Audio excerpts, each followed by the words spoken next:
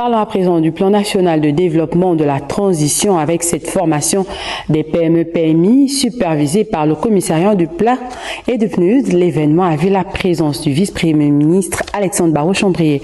On fait le point avec Yannick Menga.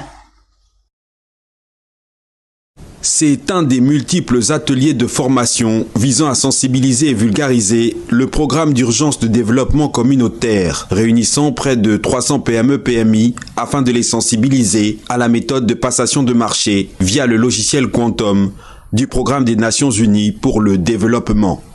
Le commissariat général au plan, le ministère de la planification et de la prospective ont décidé de donner quasiment 125 à 130 milliards de francs CFA de projets à fort impact social dans les zones rurales. C'est-à-dire s'attaquer un peu aux disparités qu'il y a entre le monde urbain et le monde rural.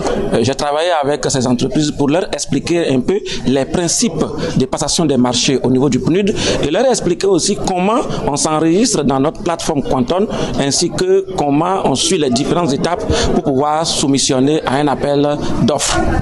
Une opportunité pour les PME-PMI gabonaises d'accompagner le PUDC.